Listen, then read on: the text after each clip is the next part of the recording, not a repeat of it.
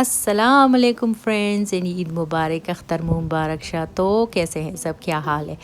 ये है जनाब ईद का फर्स्ट डे, जो कि हम लोगों ने कुछ भी नहीं किया था। हम लोग घर पे ही रहे थे, घर में कुछ काम थे। हम लोग अपना जो हमारा रूम है, क्या कहते हैं उसका, बच्चों का रूम, और अपना जैसे लाउंज, वो हम लोग न्यू कर रहे थे। तो हम बिज़ी थे काफ़ी ज़्यादा और कुछ भी नहीं किया था, लेकिन मौसम काफ़ी प्यारा हो रहा था।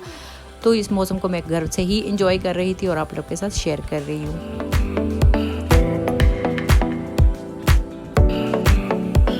लंच के टाइम हम लोग निकले थे, मैंने सोचा थोड़ा वॉक भी किया जाए, क्योंकि लंच हम लोग अमूमन बाहर ही करते हैं ईद वाले दिन। तो इस दफ़ा मुश्किल था रेस्टोरेंट जाना, वहाँ बैठना, तो मैंने सोचा क्यों ना अपने साथ लंच हम लोग लेके घर पे ही इसको एंजॉय करेंगे।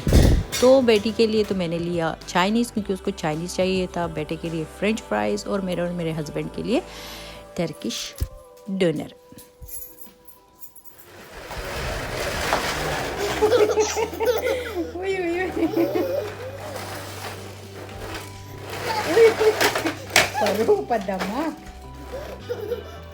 तो यह है जनाब सेकंड डे, और सेकंड डे ये था कि मैं ख़ुद भी तैयार हो गई थी और बच्चों को भी तैयार कर दिया था, क्योंकि फ़र्स्ट डे तो कुछ भी नहीं हुआ था, घर पे ही रहे थे। तो मैंने कहा सेकंड डे को मैं ऐसे ज़ाया नहीं होने दूंगी, तो चलते हैं बाहर, कुछ इंजॉय करेंगे और तैयार हो जाएंगे। तो यहाँ पे मैं नेल पॉलिश लगा रही हूँ जल्दी जल्दी, क्योंकि मैंने लंच भी रेडी करना है और उसके बाद हम लोग निकलेंगे आउटिंग के लिए। यहाँ पे मैंने यखनी रखी है, यानी मीट में पानी और सारा कुछ, जो सारे खड़े मसाले होते हैं वो मैंने कुकर में डाल के, तो मैं यखनी बना रही हूँ, क्योंकि मैंने आज देगी पुलाव बनाना है। उसके लिए मैं तड़का भी साथ साथ में रेडी कर रही हूँ। तो बस यही हो रहा है आजकल से मुराद इसलिए क्योंकि बाहर इतना हम लोग जा नहीं सकते। थोड़ी देर के लिए हम लोग चले जाते हैं और कहीं रेस्टोरेंट वगैरह बैठना, और ये मुनासिब नहीं लगता। यहाँ तो रेस्टोरेंट्स वगैरह जैसे ओपन हो गए हैं बड़े बड़े, लेकिन दिल नहीं करता। तो यखनी मेरी रेडी हो गई हैं, इसको मैं भी छानूँगी और साथ साथ में तड़का भी मेरा रेडी हो रहा है।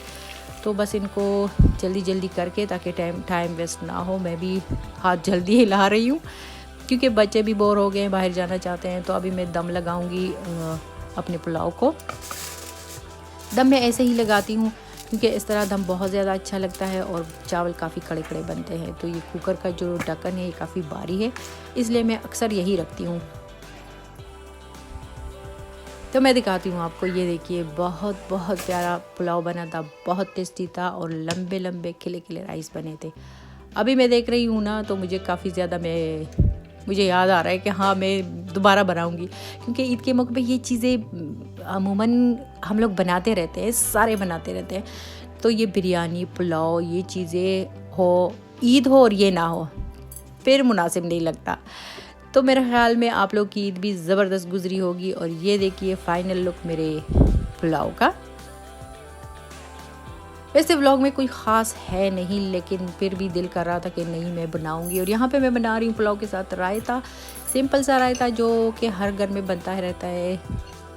दही, सारे मसाले डाल के जो होता है, चाट मसाला वगैरह वगैरह, और ये सब्जियाँ मैं डाल रही हूँ इसमें। तो मैं जल्दी जल्दी हाथ चला रही थी ताकि हम लोग जल्दी से रेडी हो जाए। रेडी तो हम लोग थे ही, लेकिन बाहर निकलना था, बच्चे भी एक्साइटेड थे। तो बस एक्साइटिंग हमारी फुल, जैसे हम लोग कहते हैं ना जर्मन में, फॉल थी। तो ये हो गया रेडी।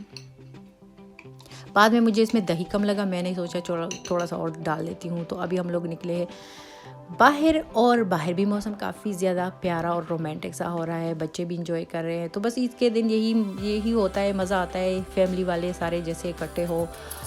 इस दफ़ा ईद हाँ थोड़ी सी, मैं क्या कहूँ, सबको पता है पहले की तरह नहीं थी, लेकिन अल्लाह का शुक्र है कि ईद हम लोगों ने फिर भी मनाई है। और अल्लाह करे कि सब खुश हो, आइंदा जो बड़ी ईद है वो खुशियों से भरी आए। टेक केयर, अल्लाह हाफिज़।